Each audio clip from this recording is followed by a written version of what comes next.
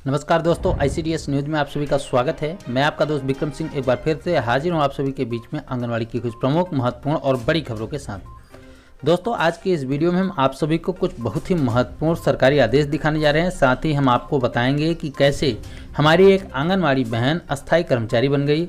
इसके अलावा आपको यह भी बताएंगे कि आंगनवाड़ी बहनों ने एक बड़ा फैसला लिया है सरकार के विरुद्ध, उसे भी पूरा विस्तार से जानेंगे। इसके अलावा प्रधानमंत्री जी ने आंगनवाड़ी बहनों के संदर्भ में, आशा बहुओं के संदर्भ में क्या कहा, उनके द्वारा कही गई बातें आपको सुनाएंगे।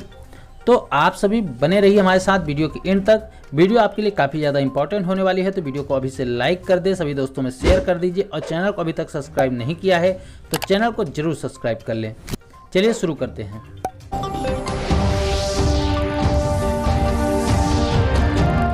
सबसे पहले हम उत्तर प्रदेश की बहनों को एक अच्छी खबर देने जा रहे हैं कि आपका मानदेय आना शुरू हो चुका है। किसी किसी का 1 माह का, किसी किसी का 2 माह का भी मानदेय आना शुरू हो चुका है।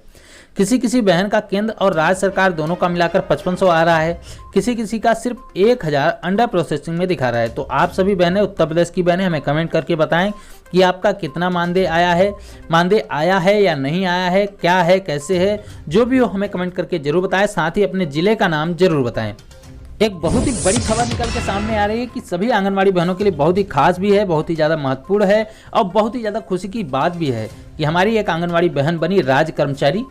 आइए पूरी खबर को विस्तार से जानते हैं। यह खबर बिहार के किशनगंज से आ रही है। लिखा गया है कि गोवर्धनपुरा गाँव से आरामी देवी बनी पहली राज्य कर्मचारी।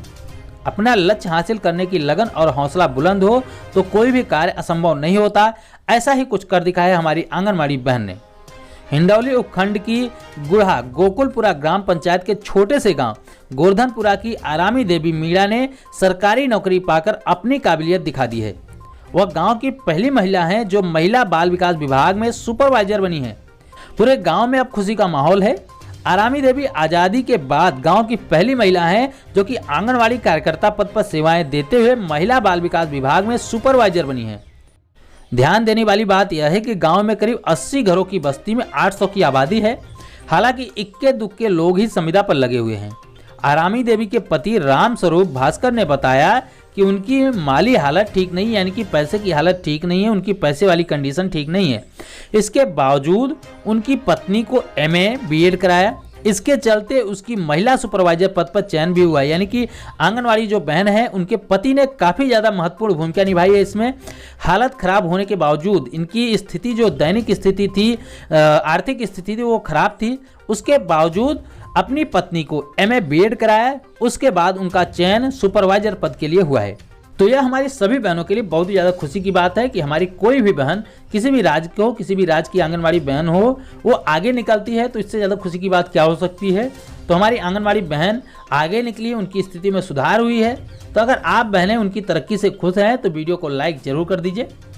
आइए अब आपको दिखाते हैं कि PM मोदी ने क्या कहा आंगनवाड़ी बहनों के लिए। उसके बाद आपको कुछ सरकारी आदेश दिखाएंगे। उसके बाद आपको बताएंगे कि बहनों ने सरकार से रुष्ट होकर कौन सा बड़ा कदम उठाया है। आइए मोदी जी की स्पीच आपको सुनाते हैं। भारत के हमारे किसान साथी, हमारे अन्नदाता, हमारे कृषि वैज्ञानिक, हमारे आंगनवाड़ी और आशा कार्यकर्ता कुपोषण के खिलाफ आंदोलन का एक बहुत बड़ा हमारा मजबूत किला है, मजबूत आधार है। इन्होंने अपने परिश्रम से जहां भारत का अन्न भंडार भर रखा है, वहीं दूर सुदूर गरीब से गरीब तक पहुंचने में सरकार की बहुत मदद की है। इन सभी के प्रयासों से ही भारत कोरोना के इस संकट काल में भी कुपोषण के खिलाफ मजबूत लड़ाई लड़ रहा है। मोदी जी, आप हमारी बहनों की बड़ाई कर रहे हैं, बहुत ही अच्छा लगता है सुनने में। लेकिन अगर आप इसी बड़ाई के साथ साथ आप उनकी समस्याओं के निदान के बारे में भी कुछ ठोस कदम उठा लेते तो और भी अच्छा लगता। आइए अब आपको कुछ सरकारी आदेश दिखाते हैं। पहला आदेश आप देखिए कि बिहार सरकार ICDS समेकित बाल विकास सेवाएं ICDS की तरफ से लिखा गया है। 29/10/2020 यानी कि 29 अक्टूबर 2020 को जारी हुआ है, जो कि सभी जिला प्रोग्राम पदाधिकारी यानी कि डीपीओ महोदय के लिए लिखा गया है। इसका विषय लिखा गया है कि अपने सरकारी भवन में संचालित आंगनवाड़ी केंद्रों में विद्युत उपलब्धता संबंधित प्रतिवेदन उपलब्ध कराने के संबंध में। आइए विस्तार से आपको समझाते हैं कि क्या लिखा गया है। मतलब इसका यह है कि जो आंगनवाड़ी केंद्र सरकारी भवनों में चल रहे हैं उसमें बिजली का कनेक्शन है या नहीं है, इसकी जानकारी मांगी जा रही है। इसके लिए एक प्रारूप आपके नीचे दिख रहा होगा। आइए देखते हैं क्या लिखा गया है इसमें। आपके स्क्रीन पे एक प्रारूप दिख रहा होगा।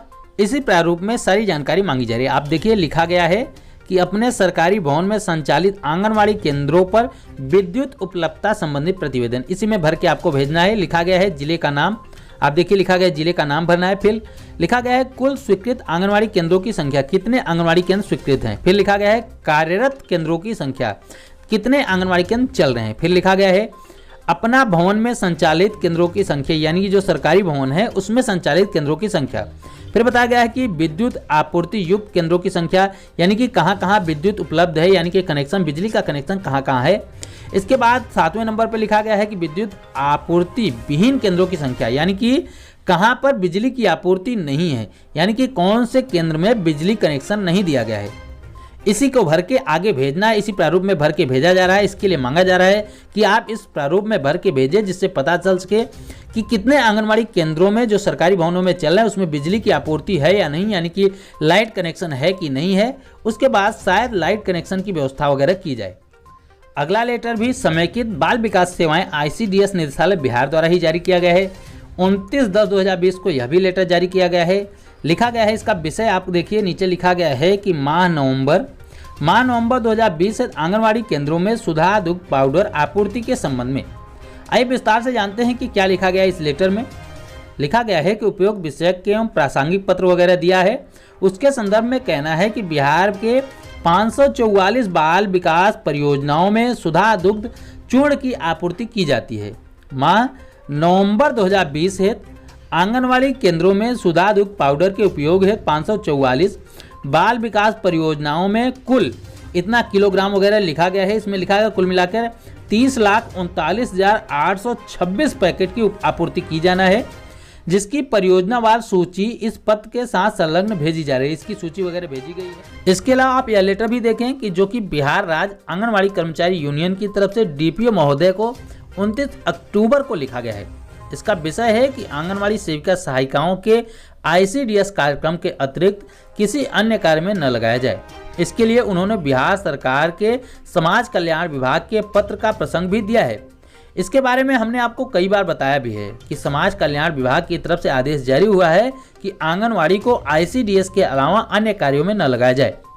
इसी बारे में बताया गया है कि प्रासंगिक पत्र के कॉलम नंबर 1 से 2 तक में सुप्रीम कोर्ट ने साफ कहा है कि आंगनवाड़ी सेविका सहायिकाओं को ICDS विभाग के अलावा किसी अन्य कार्य में न लगाया जाए।